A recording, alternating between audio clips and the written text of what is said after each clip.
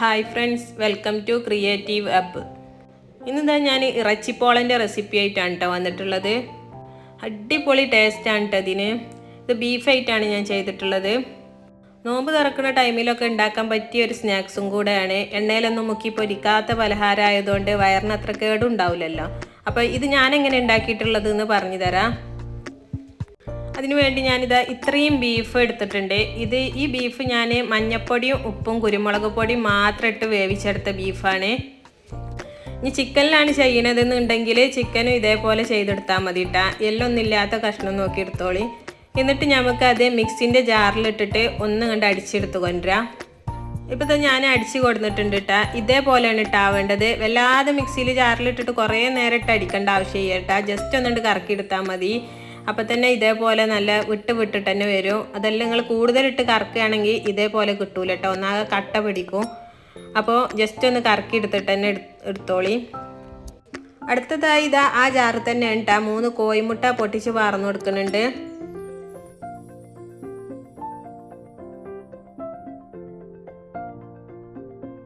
ഇനി നമുക്ക് ഇതിലേക്ക് ആവശ്യമായ ഉപ്പ് ചേർത്ത് കൊടുക്കാം. നേരത്തെ ഇറച്ചി ഉപ്പിട്ട് വേവിച്ചതുകൊണ്ട് അതിൽക്കുള്ളത് ഉപ്പ് കണക്കാക്കണ്ടട്ട. നമുക്ക് ഈ എഗ്ഗിലേക്ക് വേണ്ട ഉപ്പ് മാത്രം ചേർത്താൽ മതി. പിന്നെ ഞാൻ ഇതിലേക്ക് കുറച്ച് കുരുമുളക് പൊടിയും കൂടെ ചേർത്ത് കൊടുക്കുന്നുണ്ട്. അടുത്തതായി ചേർക്കുന്നത് കുറച്ച് ഓയിലാണ് കേട്ടോ.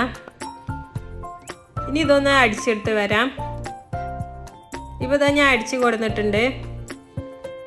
ഇനി ഇതാ നമുക്കിത് നേരത്തെ ബീഫ് പൊടിച്ച് വെച്ചേയില്ല, അതിലേക്ക് ഇത് ചേർത്ത് കൊടുക്കാം. ഇനി ഇതാ ഇതിലേക്ക് ഞാൻ വലിയ ഉള്ളി ഇതേപോലെ കട്ട് ചെയ്തത് ചേർത്ത് കൊടുക്കുന്നുണ്ട്. പിന്നെ കുറച്ച് ക്യാപ്സിക്കും കൂടെ കട്ട് ചെയ്തത് ഇട്ട് കൊടുക്കുന്നുണ്ട്. അടുത്തതായി ഞാൻ ഇതിലേക്ക് കുറച്ച് മല്ലിയിലയും കൂടെ ഇട്ട് കൊടുക്കുന്നുണ്ട്. പിന്നെ ഇതാ ഞാൻ ഇതിലേക്ക് ഓരോ സ്പൂണ് ഇഞ്ചി പേസ്റ്റും വെളുത്തുള്ളി പേസ്റ്റും ചേർത്ത് കൊടുത്തിക്കണ്. എന്നിട്ട് ഇതാ നല്ലോണം മിക്സ് ചെയ്തെടുക്കാം. ബീഫും വെജിറ്റബിൾസൊക്കെ കൂടുതൽ എടുക്കണമെങ്കിൽ ആദ്യം എഗ്ഗ് കൂട്ടിയെടുക്കണം കേട്ടോ, എന്നാലേ ഇതേ പരുവത്തിലുള്ള മാവ് കിട്ടുള്ളൂ. ഇനി നമുക്കിത് ചുട്ടെടുക്കാം. അതിന് വേണ്ടിയിട്ട് ഞാനിതാ ഒരു അടി കട്ടിയുള്ള ഒരു പാൻ തന്നെ വെച്ച് കൊടുത്തിട്ടുണ്ട് കേട്ടോ. ഇനി ഇതേപോലത്തെ പാൻ നിങ്ങളടുത്തില്ലെങ്കിൽ അടി കട്ടില്ലാത്ത പാനൊക്കെ ആണെങ്കിൽ ഒരു പഴയ ഫ്രൈ പാനൊക്കെ താഴെ വെച്ചിട്ട് അതിൻ്റെ മുകളിൽ ഇങ്ങനത്തെ പാന് കയറ്റി വെച്ച് കൊടുത്താൽ മതി കേട്ടോ. അപ്പോൾ അടിഭാഗം പെട്ടെന്ന് കരിഞ്ഞു പോകൂല. അപ്പം ഞാനിതിൽ ഓയിലൊക്കെ ഒന്ന് സ്പ്രെഡ് ചെയ്ത് കൊടുക്കുന്നുണ്ട്. അങ്ങനെ ഓയിലൊക്കെ സ്പ്രെഡ് ചെയ്തതിന് ശേഷം ഞാനിതാ ഉണ്ടാക്കി വെച്ച മാവ് കംപ്ലീറ്റ് ആയിട്ട് ഇതിലേക്ക് ചേർത്ത് കൊടുക്കുന്നുണ്ട്. കംപ്ലീറ്റ് മാവ് ചേർത്തതിന് ശേഷം ഒന്നിങ്ങനെ ലെവലാക്കി കൊടുക്കുന്നുണ്ട് കേട്ടോ. പിന്നെ ഇത് അതിൻ്റെ മുകളിലായിട്ട് ഞാൻ കുറച്ച് ക്യാപ്സിക്കം നീളത്തിൽ കട്ട് ചെയ്തത് വെച്ച് കൊടുക്കുന്നുണ്ട്. ഇത് നിർബന്ധമില്ല കേട്ടോ, ഞാൻ വെറുതെ ഒരു ഭംഗിക്കും വേണ്ടിയിട്ട് മാത്രം ചെയ്തതാണ്. അപ്പോൾ മൂന്നാല് ക്യാപ്സിക്കം നീളത്തിൽ കട്ട് ചെയ്തത് വെച്ച് കൊടുത്തിക്കണ്. അതേപോലെ തന്നെ കുറച്ച് ചപ്പ് ഇങ്ങനെ ചെറുതായി അരിഞ്ഞതും കൂടെ ഇട്ട് കൊടുത്തിക്കണ്.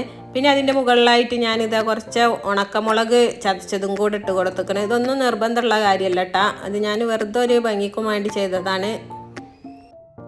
അതൊക്കെ ഇട്ട് കൊടുത്തതിന് ശേഷം ഞാനിത് അടച്ച് വെച്ചിട്ട് കുറഞ്ഞ തീയിൽ വെച്ചിട്ട് തന്നെയാണ് ഇത് വേവിച്ചെടുക്കേണ്ടത്. തീ ഒട്ടും കൂട്ടി വെക്കരുത് കേട്ടോ. കൂട്ടി വെക്കുകയാണെങ്കിൽ ഇത് പെട്ടെന്ന് കരിഞ്ഞു പോകും. കാരണം ഇതിലുള്ള ബീഫൊക്കെ വെന്തതാണല്ലോ. നമുക്കിപ്പോൾ ഇതിലത്തെ എഗ്ഗാണല്ലോ മെയിനായിട്ട് വേവേണ്ടത്. അതിനധികം തീ കൂട്ടി വെച്ച് കൊടുക്കരുത്, പറ്റ കുറച്ച് വെച്ച് കൊടുക്കുക. അങ്ങനെ ഞാൻ കുറച്ച് നേരം കഴിഞ്ഞ് വന്ന് നോക്കിയപ്പോൾ ഇത് സെറ്റായിട്ടുണ്ട് കേട്ടോ. ഇതിൻ്റെ സൈഡ് ഭാഗം കംപ്ലീറ്റ് ആയിട്ട് ഇങ്ങനെ വിട്ടു പോരുന്നുണ്ട്. ഞാനിത് ഒരു സ്പാച്ചിൽ വെച്ചിട്ട് ഇങ്ങനെ ഇത് നോക്കിയപ്പോൾ കണ്ട ഇതേപോലെ ഇങ്ങനെ പോരുന്നുണ്ട്. അപ്പോൾ ഇത്രയും ആയാൽ മതി കേട്ടോ. അടുത്തതായി ഇതാ ഞാനൊരു ഫ്രൈ പാൻ എടുത്തിട്ടുണ്ട്. അതിലും ഓയിലൊക്കെ ഒന്ന് സ്പ്രെഡ് ചെയ്ത് കൊടുക്കുന്നുണ്ട് കേട്ടോ. ഓയിലൊക്കെ സ്പ്രെഡ് ചെയ്തതിന് ശേഷം ഞാനിത് വീഡിയോയിൽ കാണിക്കുന്നത് പോലെ അതിൻ്റെ മുകളിൽ ഫ്രൈ പാൻ വെച്ചിട്ട് ഇങ്ങനെ തിരിച്ചിട്ട് കൊടുത്താൽ മതി. ഇപ്പോൾ കണ്ടില്ലേ, തായ്ഭാഗം ഒട്ടും കരിഞ്ഞിട്ടില്ലല്ലോ, എന്നാൽ പെർഫെക്റ്റായി വന്നും ചെയ്തിക്കണ്. അതിന് നിങ്ങൾ മെയിനായിട്ട് തീ പറ്റ കുറച്ച് വെക്കുക.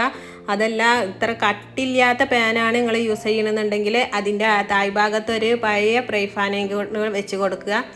ഇനി ഇത് നേരത്തെ ചെയ്തതുപോലെ തന്നെ അടച്ച് വെച്ചിട്ട് തീ കുറച്ച് വെച്ചിട്ട് തന്നെ കേട്ടോ ഈ ഭാഗം വേവിച്ചെടുക്കണേ. അങ്ങനെ കുറേ നേരത്തിന് ശേഷം ഞാൻ വന്ന് നോക്കിയപ്പോൾ അവിടെയൊക്കെ സെറ്റായി വന്നിക്കണമെന്ന് നിങ്ങൾക്ക് മനസ്സിലായി. അപ്പോൾ ഇത്രയും ആയാൽ മതി കേട്ടോ. ഇനി ഞാനിത് ഒരു പ്ലേറ്റിലേക്ക് മാറ്റി കൊടുക്കുന്നുണ്ട്.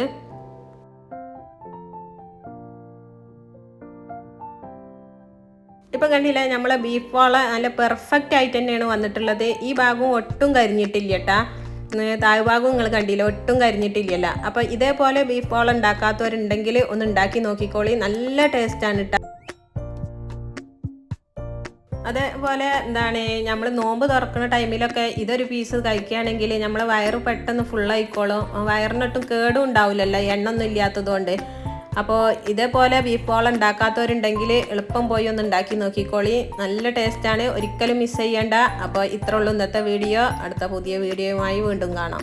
പിന്നെ ഒരു കാര്യം എന്നും പറയുന്ന പോലെ വീഡിയോ ഇഷ്ടപ്പെട്ടാൽ ലൈക്ക് ചെയ്യുക.